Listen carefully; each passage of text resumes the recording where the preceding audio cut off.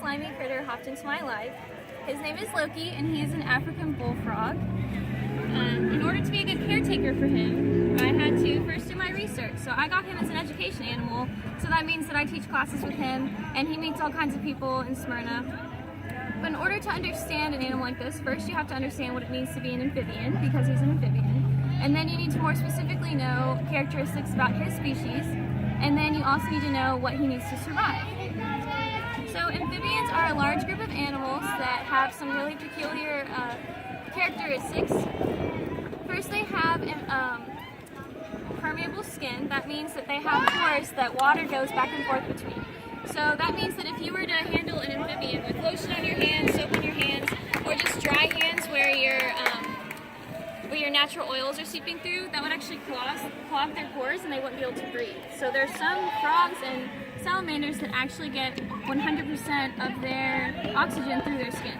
So that's something really important to know. Also, they are located on every continent except for Antarctica. And you can probably guess because they can't withstand really cold temperatures. They are ectotherms, which means they rely on the temperature of their environment for their body temperature. Also, what is a baby frog? Scream it out. Tadpole. Yeah, so that means they go through metamorphosis. Well, some do.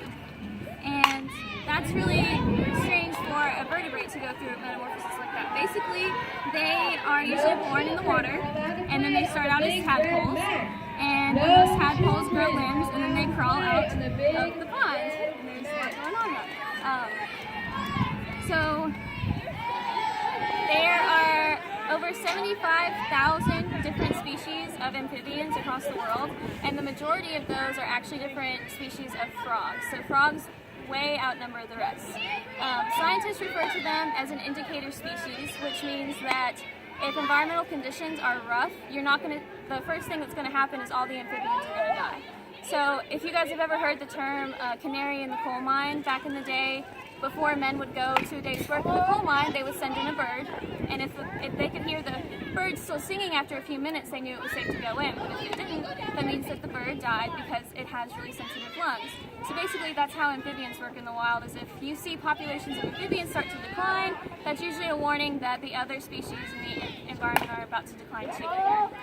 So then after learning about amphibians, that gives you a really good foundation for understanding specifically the African bullfrog. So it's in his name, they're usually around Africa, and they usually live in environments where it's a torrential downpour for some of the year, and then for the rest of the year it's completely dry. And so a lot of animals during that time, they migrate to whatever environment that suits them best, whether it's the wet part or the dry part.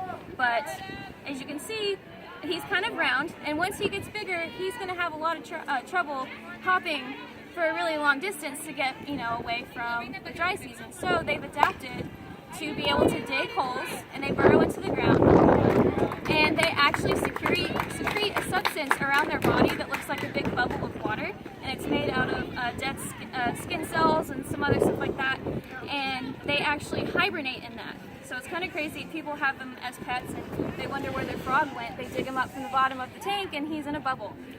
So usually they do that during the dry season. Whenever the wet season returns, the water seeps down into the ground, it wakes him up, and then he will eat all of that for nutrients, and then he'll just continue breeding and living his life while it's wet, and then he goes back down every season. Something else that's really different about African bullfrogs than other amphibians is usually a lot of amphibians and reptiles have a hands-off approach to raising their children. They usually just lay the eggs and leave. But the males will actually stick around and take care of the tadpoles. So the females usually prefer laying their eggs in really small pools of water. Well, there's a problem with that because the sun, seeps up all the water, it evaporates. So the male frog actually sticks around and digs canals. It's really precious. He digs canals from pool to pool so that all the water connects so that the tadpoles can live. And usually he'll do that towards the bigger body of water. So eventually you'll see the tadpoles start out in a puddle over here. They go from puddle to puddle until they reach the bigger water. And that actually lets them, develop and grow into adult frogs. So after learning specifically about his background, that helps you understand how you would take care of him in captivity. So obviously, I'm not going to give him a desert climate for part of the year and then, a wet climate. I just kind of keep him in between. He lives in that little container over there with moss in it. I keep that wet. And then also, he gets 2 crickets 3 times a week. He loves crickets, he loves cockroaches. African bullfrogs are carnivores, which means they don't eat vegetables, they just eat meat. Also, because they can withstand some harsh conditions in the wild, it's not super important that I keep him at a specific temperature. He just sits around at room temperature.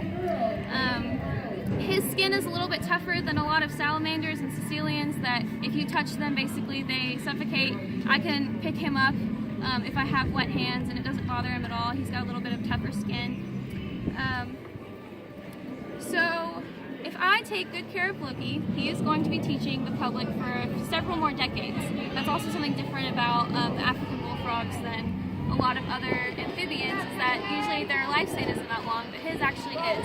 And one of the reasons that they are so popular in the pet trade, as well as a food delicacy out in their native areas, is that they are very large. He is a baby, as you can see, he's really tiny. He's only a few months old. A few years from now, if he is a male, he's going to be about the size of a football. So he's going to be really big. He's going to be the size of my chihuahua, which is kind of crazy to wrap my mind around.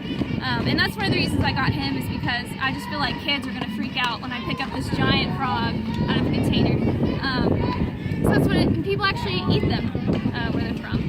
So even though they can, dig and escape the heat, they can't escape urbanization. So it's a really big problem in parts of the world. They are going extinct because of their habitat loss.